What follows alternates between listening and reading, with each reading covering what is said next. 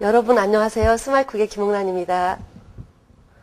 섬유질이 풍부하고 또 비타민 무기질도 풍부하고 그래서 웰빙 식품 중에 하나인 미역줄기 볶음 너무 간단해서 아마 학생들도 하실 수 있을 거라고 생각됩니다. 또 맛있죠? 밥 반찬으로는 또 이만한 것도 없습니다.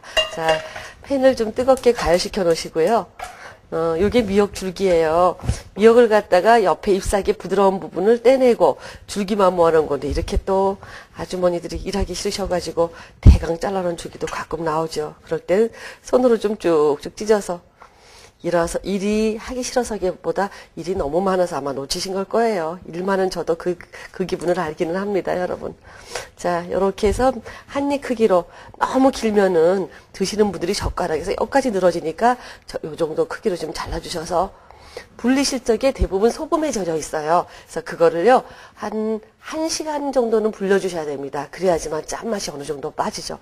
짠맛을 너무 빼도 맛없고, 너무 또 덜 빼도 짜가지고 맛없고 굉장히 많이 그 소금기가 빠지게 되면 너무 불어서요.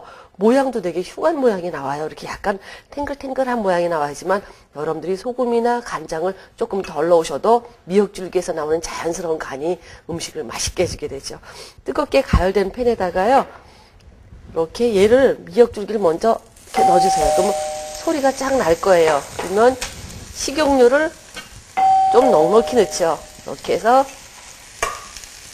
이렇게 넣어주시고 이제부터 탱글탱글하게 볶기 시작을 하는 겁니다. 자, 불은 세도 돼요.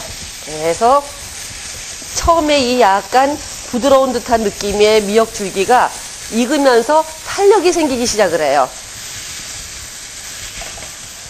네.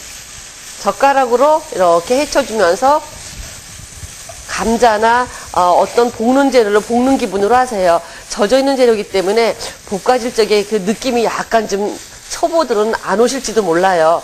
시간을 끓이면서 오래 볶으실수록 좋으니까 그 줄기의 느낌 보시지 말고 내가 이거 탈 정도로 볶지 않았나 할 정도로 해주시면 됩니다.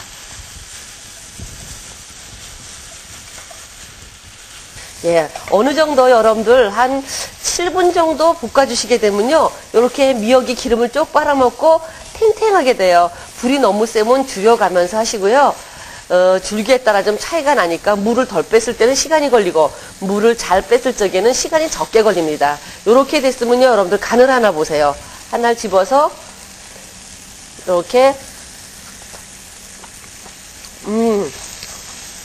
아주 잘 볶아졌어요. 그러면은 여기에다가 짭짜름한 정도에 따라서 간장을 넣어주시는데요. 이 간장은 정말 여러분들이 얼마만큼 불렸나에 따라서 차이가 나니까요. 꼭 조심하시고요.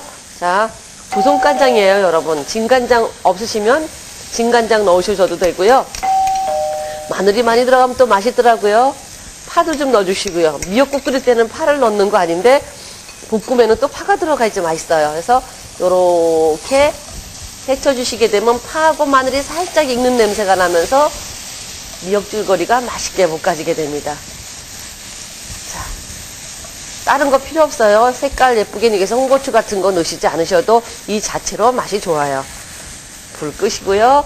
그 다음에 후춧가루 조금 넣어주시고 또 통깨 이렇게 뿌려주시고 참기름 한 바퀴 쑥 뿌려서 이렇게 해서 섞어주면 맛있는 미역줄거리 볶음 완성됐습니다. 김이 모락모락 날 때 드셔도 맛있고요.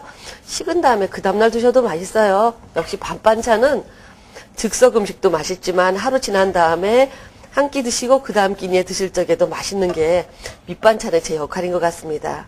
자, 이렇게 담아서 내시면 미역줄거리 완성됐습니다. 깨 한번 위에다가 새음식이란 토시를 좀 뿌려볼까요, 여러분? 쉬우시죠? 맛있게 해서 드시고요. 오늘도 미역줄거리 하나 여러분들 메뉴로 익히는 시간이었습니다. 잘 해보시고요. 짠 물 빼는 거, 그리고 그거에 맞춰서 간장이나 소금량 조절하는 거 절대로 잊지 마시고요. 조선간장 없으시면 진간장 조금 넣으시면서 맛을 내셔도 괜찮습니다. 여러분 맛있게 해서 드십시오. 고맙습니다.